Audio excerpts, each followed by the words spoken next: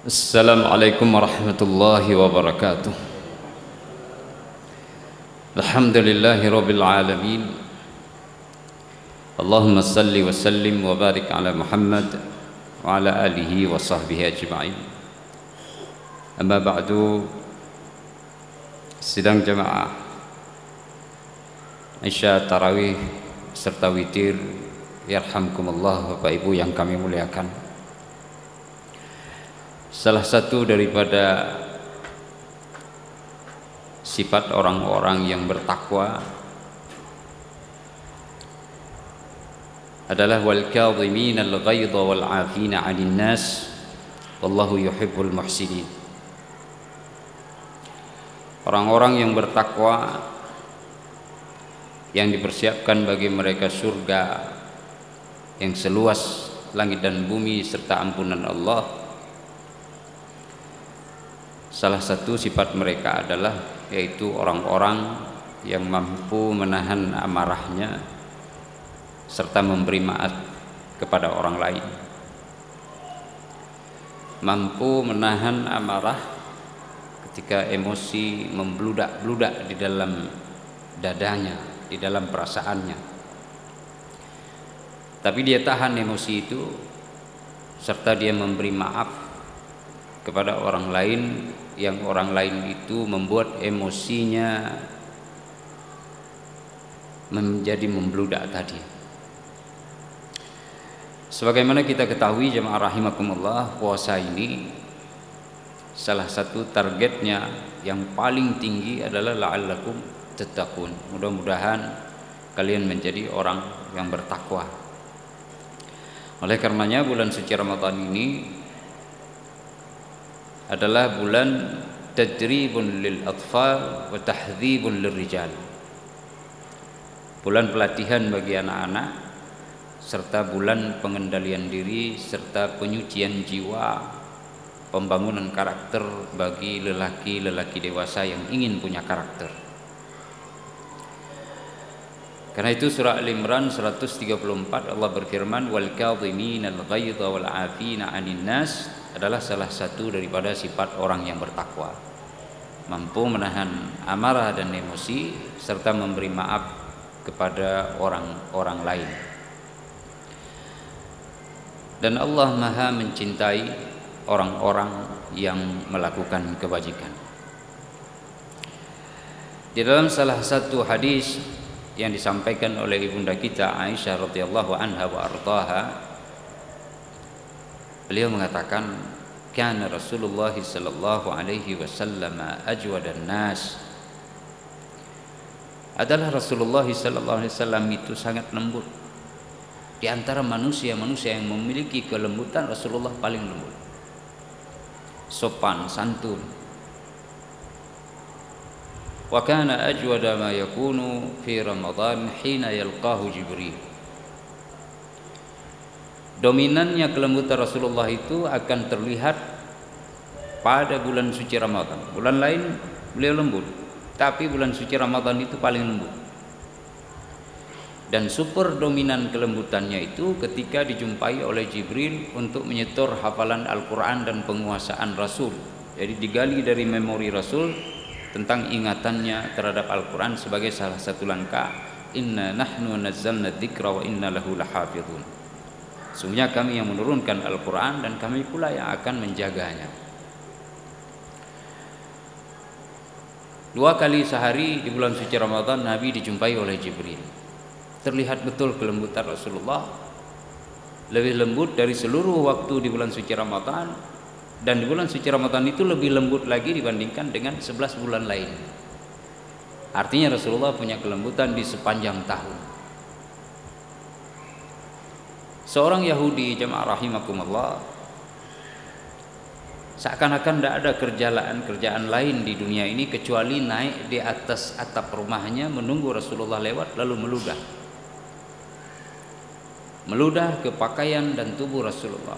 Ketika Rasulullah balik lewat di lorong yang sama, dia kembali melempar makanan basi dan sampah. Tapi Rasulullah tidak marah. Teman-teman si Yahudi ini memberikan sugesti memotivasi dia, memberikan dukungan. Ente orang berani, ente hebat, ente mantap. Dikasih like and share kepada Yahudi ini.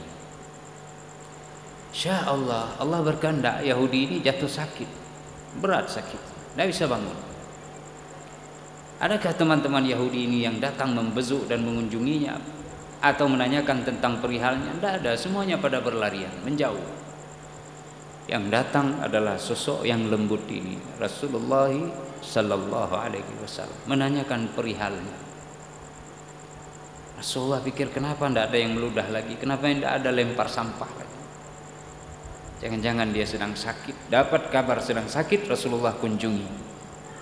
Bergetar si Yahudi ini, dia sadari keliru dan salahnya, dia mohon ampun dari Rasulullah, lalu dia mengucap syahadat, asyhadu an la ilaha illallah wa asyhadu anna Muhammadan Rasulullah.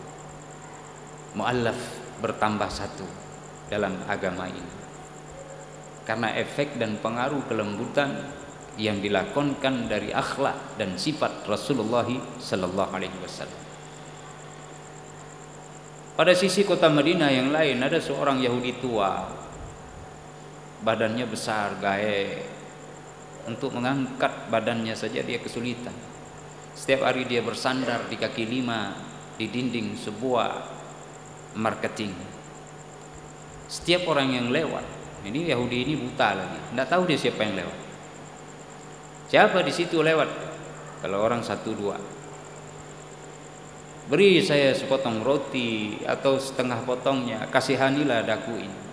Begitu orang memberi roti, ini dia pegang tangannya, dia pegang kerah bajunya, dia dekatkan kepala orang itu, dia katakan, dengar ya, meskipun kau memberi roti kepadaku, terima kasih, tapi kamu harus tahu, jangan dekati Muhammad. Itu Muhammad penyihir. Dia mampu mempengaruhi orang lain dengan ucapan dan tatapannya. Hati-hati, kamu nanti menjadi gila seperti dia. Dicemoohi, dihina, diejek Rasulullah setiap hari. Tapi Yahudi ini setiap hari 2 kali dikunjungi oleh Rasulullah, disuapi makanan. Setelah diberikan makanan itu disuap, dilap lagi sama Rasulullah, dilap mulutnya. Ini orang lembut betul kata beliau. Tapi kembali dia rangkul orang ini, sini kamu, anak muda,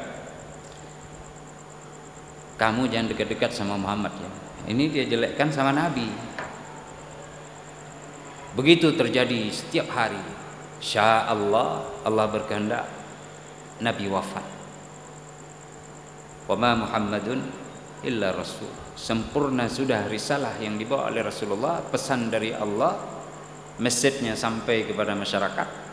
Lalu disampaikan ke masyarakat, sampaikan kepada yang lain, yang mendengar, yang melihat, sampaikan kepada yang tidak mendengar, yang tidak melihat. Ajarkan mereka. Boleh jadi ente yang menyampaikan lebih memiliki kesadaran daripada mereka yang mendengar. Namun sebelum wafat, ajalnya sudah dekat ini, ya, wa ma kana li nafsin an tamuta illa bi idnillahi kitaban muajjala. Durasi waktu sudah sempurna. Tidak ada lebih, tidak ada kurang. Semua Allah berikan kematian. Rasulullah memanggil Abu Bakar. Kata Rasulullah, wahai Abu Quhafa, ya Abu Bakar, sepeninggalku nanti jangan engkau lupa Yahudi tua gaek yang ada di pasar di kaki lima, dia tersandar. Orang itu buta. Beri dia makanan, lembutlah kepadanya. Abu Bakar menjalankan misi ini.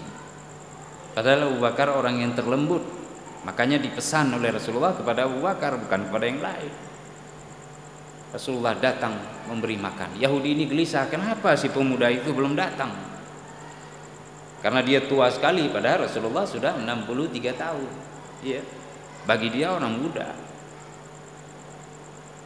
Maka datang Abu Bakar kasih suap. Begitu disuapi, dia bilang, kamu kasar sekali. Kemudian setelah disuapi, dia pun bilang, dulu anak muda yang menyuapi diriku tak seperti dirimu, dia lap lagi mulutku ini. Oh ya, dilap sama Abu Bakar. Kan kamu kasar betul. Walaupun begitu sini dengar ya. Kamu tahu Muhammad? Tahu, saya kenal betul. Jangan dekat-dekat. Itu bahaya orang. Dijatuhkanlah Nabi lagi. Dihina, dihijab. Ya, diejeknya Rasul, dihina. Setelah mendengar ocehannya, Abu Bakar mengatakan, "Bapak tua, tahukah engkau siapa Muhammad itu?" Ceritakan kepadaku. Sebenarnya aku malas mendengar. Muhammad itu adalah anak muda yang kau ceritakan yang penuh dengan kelembutan. Dia telah wafat 2 hari yang lalu. Oh, sudah wafat dia.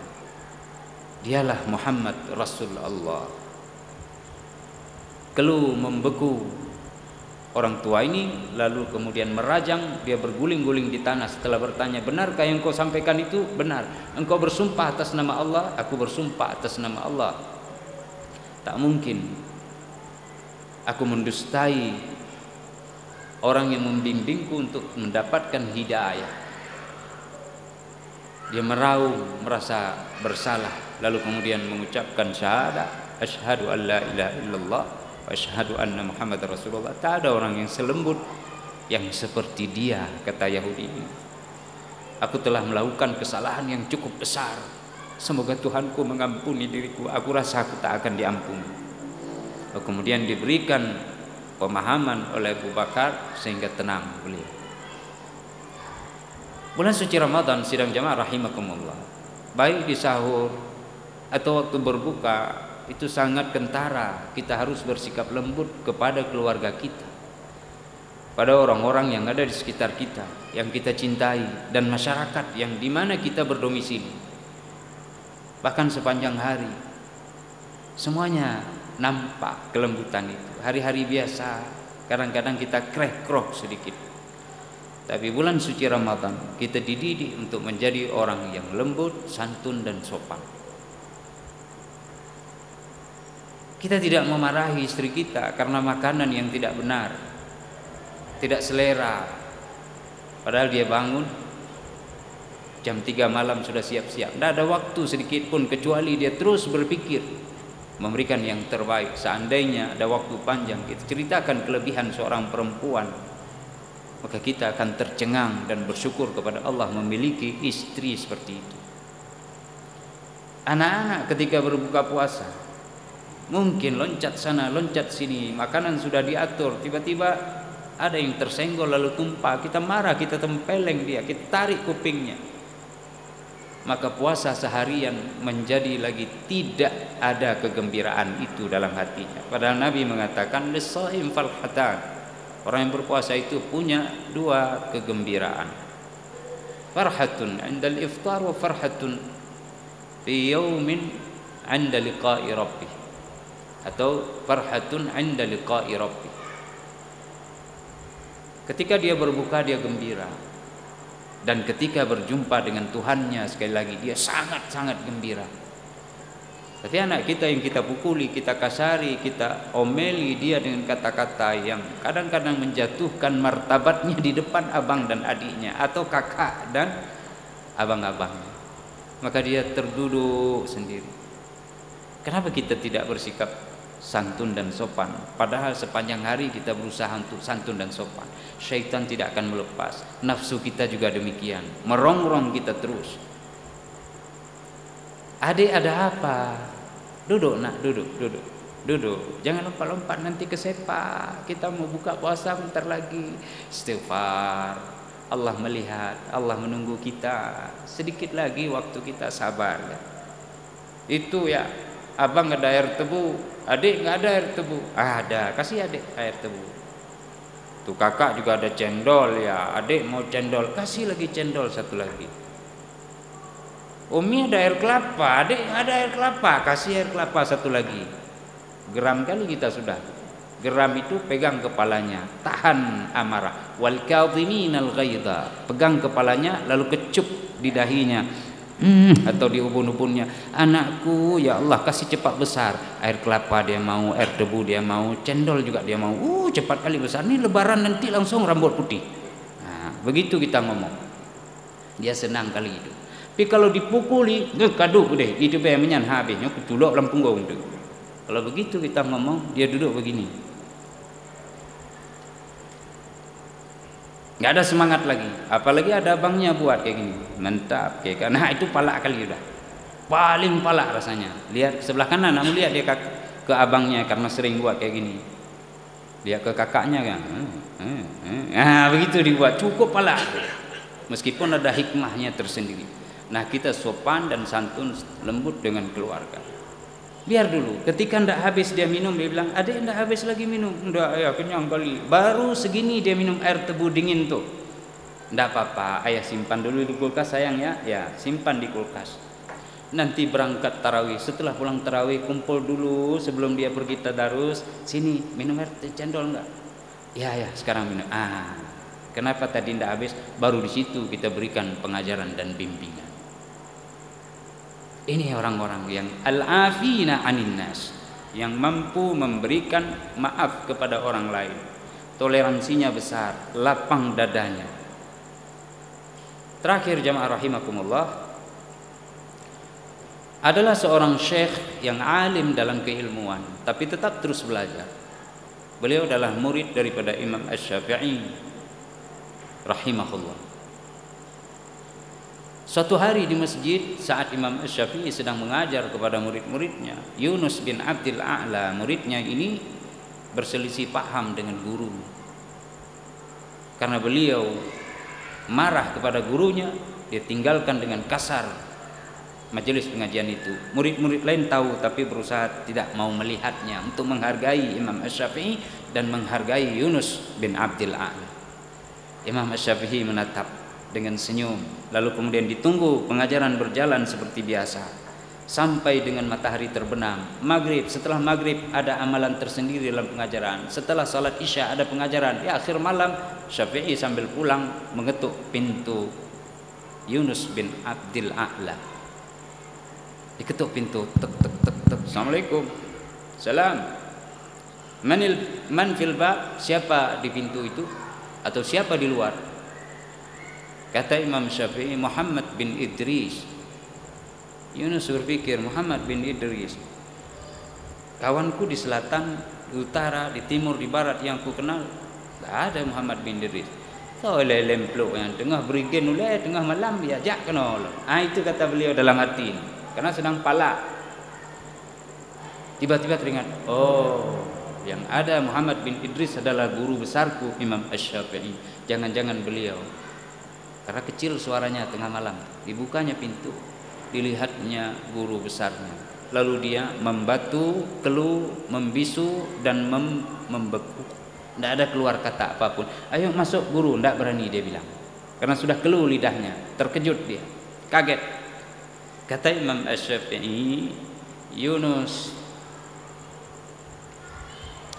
sesungguhnya kita telah disatukan dalam banyak sekali masalah."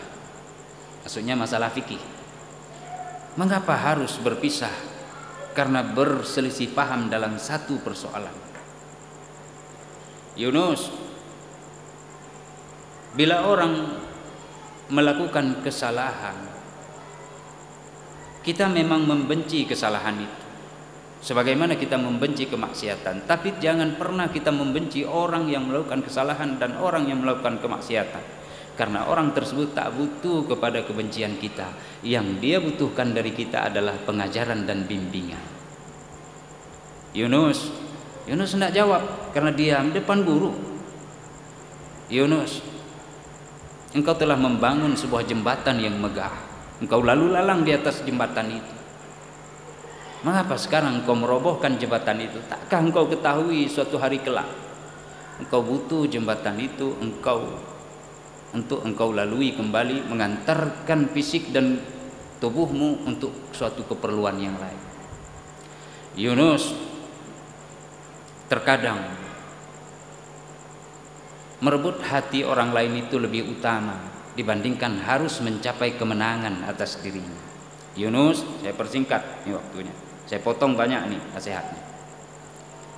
"Oh Yunus,